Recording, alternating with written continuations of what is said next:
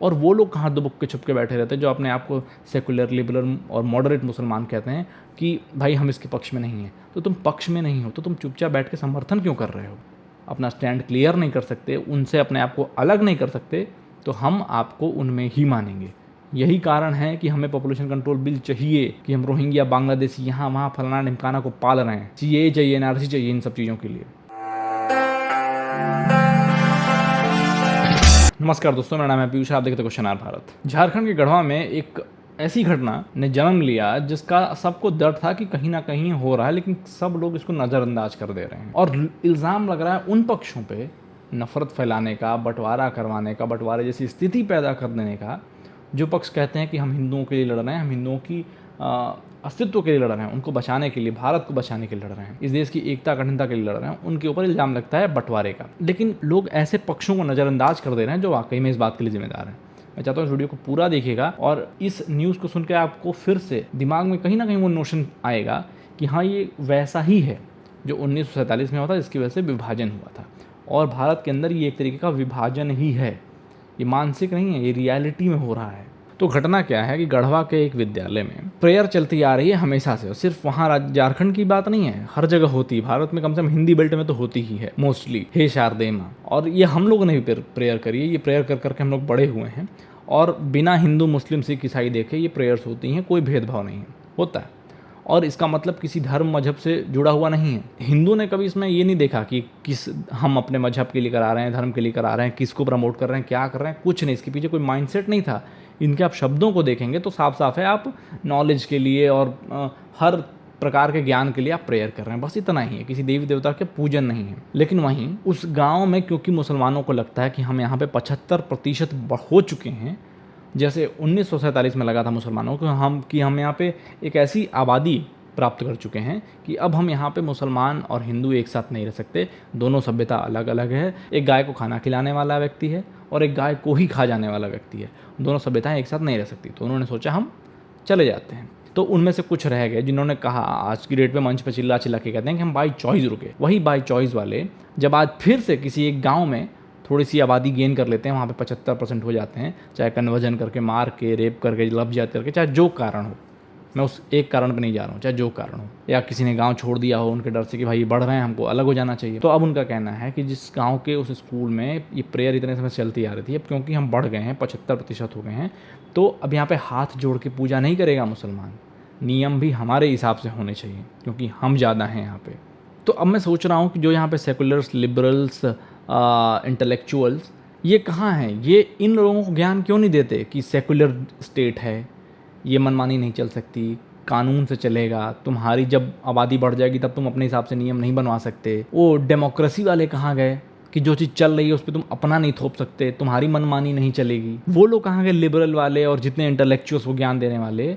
और वो मुसलमान कहाँ गए जो इन लोगों को रोकें कि देखो तुम्हारी ऐसी हरकतों से एक ऐसी स्थिति पैदा हो जा रही है कि पूरा इस्लाम बदनाम हो रहा है भारत में? वो लोग इसका विरोध नहीं करेंगे, इस स्थिति को रोकेंगे नहीं। इनफैक्ट वहाँ के पंचायत के मुखिया जो कि मुसलमान ही है, भाई 75% आबादी है, तो उन्होंने कहा कि हम भी घुटने टेक रहे हैं, यही करवा दो। तो अब हे राम और हे रहीम हो गया है और शायद हाथ जोड़ने का तरीका भी बदल गया है। आपको मैं पूरा वो न्यूज़ और आर्टिकल कुछ हद तक पढ़ के सुनाना चाहता हूँ, आप सुनिए। हेडमास्टर का कहना है कि उन्होंने लोगों को समझाने की कोशिश की, लेकिन जब वे नहीं माने तो बवाल से बचने के लिए वे भी चुप्पी साध गए। अब मामला मीडिया में आने के बाद अधिकारियों के कान खड़े हुए और उन्होंने सख्त एक्शन की बात की। गांव के जूनियर हाई स्कूल के हेडमास्टर योगेश राम ने बताया, अब योगेश राम ये व्यक्ति कुछ भी करके जनरल कैटेगरी का नहीं है, लोअर कैटेगरी का है। ये ऐसे ही व्यक्तियों को साधने के लिए ये जय भीम और जय मीम चलाया जाता है। अब मीम वाले जय भीम वालों की बात क्यों नहीं सुन रहे हैं? अब मीम वाले जय भीम वालों का रिस्पेक्ट क्यों नहीं कर रहे हैं? उनके ऊपर मनमानी क्यों चला रहे हैं? समझने की आप कोशिश करिए। ये वही पाखंड है जब पॉलिटिकल गेन्स के लिए, पावर के लिए ये लोग जय भीम और जय मीम की बात करते हैं, लेकिन यहाँ कोई मोहम्मद योगेश राम, जो कि जाहिर सी बात है लोअर कास्ट का व्यक्ति होगा, नाम से ही लग रहा है, उसके ऊपर दबाव क्यों डाल रहा है? उसके साथ भाईचारे में क्यों नहीं रह रहा है? तो यहीं पर इनका सारा प्रोपेगेंडा एक्सपोज हो जाता है। और ऐसे कई मौके ऐसे आए हैं जहाँ पर एक्सपोज मुसलमानों ने खुद किया है।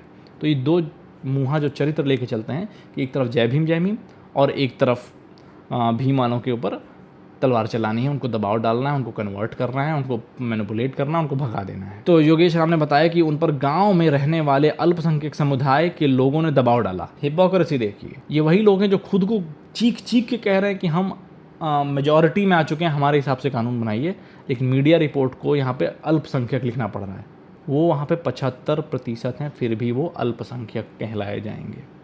ये पाखंड है हमारे देश का, सेकुलर कंट्री का। इसीलिए मैं बार बार मांग करता हूँ कि भारत को जल्द से जल्द हिंदू राष्ट्र बनाया जाए। उनसे कहा कि स्कूल में चल रही प्रार्थना की पद्धति गैर इस्लामिक है। चूँकि गांव में मुसलमानों की आबादी 75% है, इसलिए प्रार्थना में भी उनके हिसाब से ही होनी चाहिए।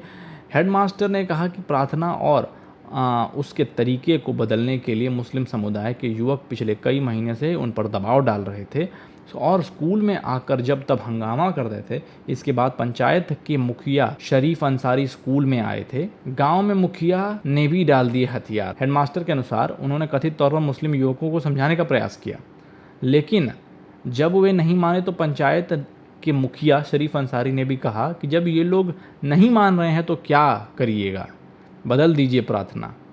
जब गांव के मुखिया ने ऐसी बात कह दी तो उनके सामने भी प्रार्थना को बदलना मजबूरी बन गया था। इसके बाद स्कूल में पिछले कई वर्षों से चली आ रही प्रार्थना दया कर दान विद्या का को बदलकर तू ही राम है तू ही रहीम है कर दिया गया। अब आपको एक टेक्निकल एरर बताऊं, ये जिहादी ये भूल गए कि इनको अगर अपना शरिया चलाना ही था कि जब आबादी में हम बढ़ जाएंगे हम अपनी चलाएंगे। ये इस्लाम में है, जहाँ आप कम हैं कोऑपरेट करिए तब तक जब तक आप बढ़ ना जाए। जब आप बढ़ जाएंगे तो आप अपना रूप दिखा दीजिए कि हमारी चलेगी। इन्होंने कहा तू ही राम है तू ही रहीम है। भाई इस्लाम में है कि आपका अल्लाह, उसके पैरेलल में कोई और खड़ा ही नहीं हो सकता, तो वही राम और रहीम कैसे हो सकता है? पहली चीज़, आप अपने गॉड के पैरेलल में किसी और को खड़े नहीं कर सकते। इनफैक्ट उसके जैसा भी नहीं मान सकते, उसके ऊपर भी नहीं मान सकते, उसके अलावा किसी और को जय भी नहीं कर सकते, कुछ नहीं कर सकते, अलाउड ही नहीं है। तो ये पाखंड इस्लाम के खिलाफ भी क्यों हो रहा है?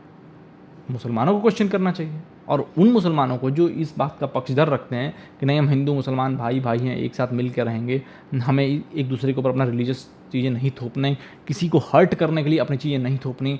वो एक बदरुद्दीन कह रहे थे कि हम किसी एक चींटी को भी तकलीफ़ हो जाए ऐसा काम हम नहीं करते, वरना हमें जन्नत नहीं नसीब होगी। ये क्या है? प्रार्थना गाने का तरीका भी बदलवा दिया। हेडमास्टर के मुताबिक मुस्लिम समुदाय के लोग प्रार्थना बदलने के बाद भी संतुष्ट नहीं हुए और फिर उन्होंने मांग की कि प्रार्थना हाथ जोड़कर नहीं होनी चाहिए, यह इबादत का गैर इस्लामिक तरीका है। उन्होंने दबाव डाला कि प्रार्थना हाथ जोड़कर करने के बजाय सामने हाथ बांधकर सावधान अवस्था में ही खड़े होकर कराई जाए। हेडमास्टर ने कहा कि गांव के सैकड़ों लोगों के सामने वे कुछ नहीं कर सके और मुस्लिम समाज ने लोगों ने प्रार्थना का तरीका भी बदलवा दिया। यहाँ साफ साफ मेंशन किया जा रहा है कि गैर इस्लामिक है, यानी it's all about Islamic practice. सब कुछ इस्लाम के बेसिस पे करवाने की कोशिश की जा रही है। और अभी भी लोग मेरी वीडियो में ये कहने आ जाएंगे कि मैं नफ़रत फैला रहा हूँ, मैं हिंदू मुस्लिम कर रहा हूँ। प्रॉब्लम आप में है। मुसलमान चीख चीख के कह रहा है कि ये हिंदू और मुस्लिम के हिसाब से होना चाहिए, हिंदू कम है मुसलमान ज़्यादा है तो मुसलमानों की चीज़ें होनी चाहिए, इस्लामिक चीज़ें हाथ जोड़ तक के नहीं कर सकते आप, ये गैर इस्लामिक हो गया। और अभी भी कोई बड़ा क्लेरिक, कोई बड़ा नेता, कोई कुछ नहीं कह रहा है। मामला मीडिया में तूल पकड़ने पर जब गढ़वा जिले के प्रभारी जिला शिक्षक अधिकारी मयंक भूषण ने कहा कि उन्हें इस शिकायत मिली थी, इसके बाद वे गांव गए और बच्चों से बात करके दोबारा हाथ जोड़कर प्रार्थना शुरू करवा दी। वहीं खुद को फंसे देख गांव के मुखिया शरीफ अंसारी ने यू टर्न ले लिया। शरीफ अंसारी ने कहा कि हाथ बांधकर प्रार्थना करने का तरीका सरकारी स्कूल में वर्षों से चला आ रहा है। अगर इस मुद्दे पर कोई विवाद है तो वे गांव के लोगों के साथ बैठकर उसे हल कर लेंगे। इस व्यक्ति ने पहले तो अपना हथियार डाल दिया वहाँ के दंगाइयों के आगे, क्योंकि खुद भी मुसलमान है, उसको ज़्यादा आपत्ति नहीं हुई होगी। हल्का सा प्रयास किया, हथियार डाल दिया कि बोलो ठीक है। अब कह रहा है कि बात करते हैं। भाई तुम जब वो बात करने का समय था तुमने बात करके देख लिया और खुद हार गए, अब तुम कौन सी बात करोगे? खुद मुसलमान हो तुम्हें क्या दिक्कत होगी? तो तुम तो पार्शियल बात कर नहीं सकते। जब अधिकारी ने पुरानी प्रथा शुरू करवा दी तो तुम यहाँ पे रोना शुरू कर रहे हो, अपना फालतू का डिप्लोमेटिक आंसू बहा रहे हो। वहीं यह मामला सामने आने के बाद से दूसरे समुदाय में भी रोष उत्पन्न पाया है। दूसरे समुदाय के लोगों का कहना है कि इस सरकारी स्कूल में कुल 14 टीचर कार्यरत हैं, जिनमें 11 टीचर अल्पसंख्यक समुदाय से जुड़े हैं। स्कूल की प्रार्थना बदलवाने में गांव के प्रधान के साथ ही इन 11 टीचर्स की भी बड़ी साजिश है। आप समझ रहे हैं ये चीज़ किस लेवल तक रूटेड है। वहाँ कुछ गिने चुने लोगों की इच्छा नहीं थी ये। जैसे ही आप एक नंबर क्रॉस करते हैं मेजॉरिटी का 75%, मतलब हम पूरे भारत में 80 हैं और कुछ नहीं हो रहा लिटरली। अब तक तो हिंदू राष्ट्र बन जाना चाहिए था, लेकिन ये सिर्फ एक गांव में 75 हो जाते हैं तो रंग दिखाने लग जाते हैं। इनका टीचर 14 में से 11 इनका होगा, सबकी मंजूरी होगी, पूरे गांव की मंजूरी हो जा रही है, सब कुछ हो एक्शन में चीज़ें आ जा रही हैं भाई। अगर दखल बाहर से नहीं हो रही है तो ये सब कर ले रहे हैं। अगर मीडिया नहीं होती आज की डेट में, ये सारे गांव के गांव सब इस्लामिक हो जाते, आपको पता भी नहीं चलता। ग्रामीणों ने मांग की इन सभी 11 टीचर्स को स्कूल से हटाकर दूसरी जगह ट्रांसफ़र किया जाना चाहिए। गांव वालों ने कहा कि स्कूल की प्रार्थना और उसे गाने का तरीका कई महीनों से बदला गया था और तब से ज़ोर ज़बरदस्ती के ज़रिए उसे अंजाम में लाया जा रहा था। खास वर्ग की दबंगई की वजह से भी उनके आगे मुंह खोलने के लिए तैयार नहीं था। बीजेपी ने सरकार पर साधा निशाना। वहीं झारखंड के शिक्षा मंत्री जगन्नाथ महतो ने कहा कि चाहे जितनी भी आबादी किसी की हो, प्रदेश के सरकारी स्कूल नियम कानून से ही चलेंगे, साथ ही स्कूलों में प्रार्थना भी नियम अनुसार ही की जाएगी। उन्होंने कहा कि गढ़वा मामले की जांच के आदेश दे दिए गए हैं और जल्द ही दोषियों के खिलाफ कार्रवाई की जाएगी। यहाँ शिक्षा मंत्री ने बहुत अच्छा किया, उनको अप्रिशिएट करना चाहिए, चाहे जिस सरकार का व्यक्ति हो। उन्होंने बोला कि जैसा नियम कानून से चलता आ रहा था वैसे ही होगा, कोई ज़ोर ज़बरदस्ती से कुछ नहीं करवा सकता, चाहे जिसकी जितनी आबादी हो। एक बोल्ड स्टेटमेंट था, उसको वेलकम करना चाहिए, अप्रिशिएट करना चाहिए।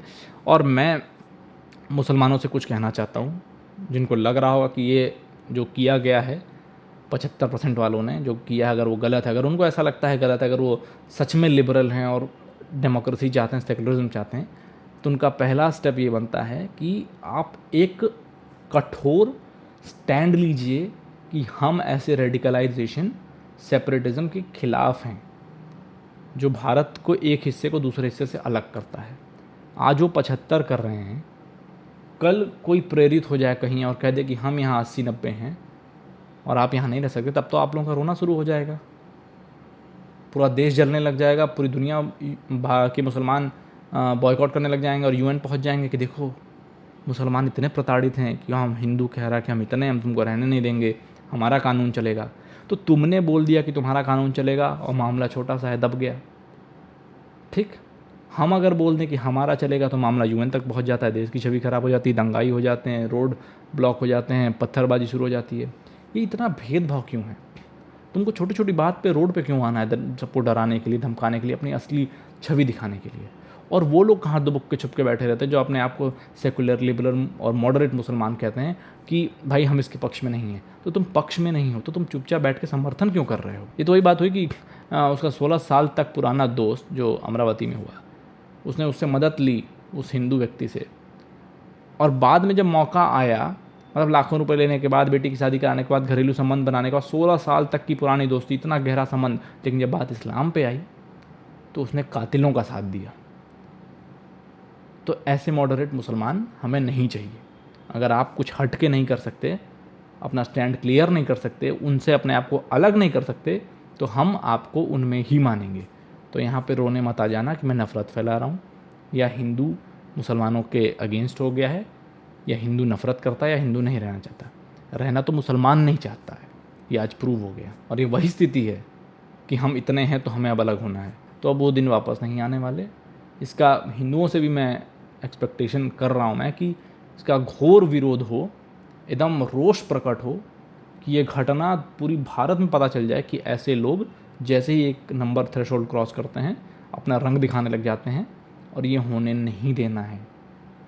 यही कारण है कि हमें पॉपुलेशन कंट्रोल बिल चाहिए, कि आज की डेट में भी जहाँ हिंदू 2-2 बच्चे पैदा कर रहा है, मुसलमान 10-10 बच्चे पैदा कर रहा है। यही कारण है कि हमें पॉपुलेशन कंट्रोल बिल चाहिए, कि हम रोहिंग्या, बांग्लादेशी, यहाँ वहाँ फलाना ढिमकाना को पाल रहे हैं। CAA चाहिए, NRC चाहिए इन सब चीज़ों के लिए। ये हमें इन आलतू फालतू दंगाइयों को निकाल के बाहर फेंकना है। जो ढंग की मानसिकता वाले हैं उन्हीं के बीच में रहना है।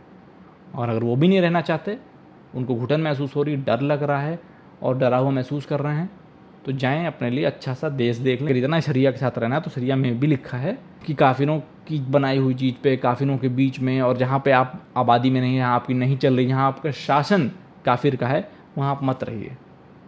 तो कृपया देख लें कि कहाँ शासन काफिर का नहीं है, कहाँ काफिर की बनाई हुई एक चीज़ नहीं है, कहाँ काफिर की बनाई हुई चीज़ के बिना आप रह पा रहे हैं, वहाँ चले जाइए। फिर मिलते हैं अगली वीडियो में। जय हिंद, वंदे मातरम। तो लाइक और शेयर ठोक दीजिए, महाकाल का से दबाकर लाइक और शेयर ठोक दीजिए।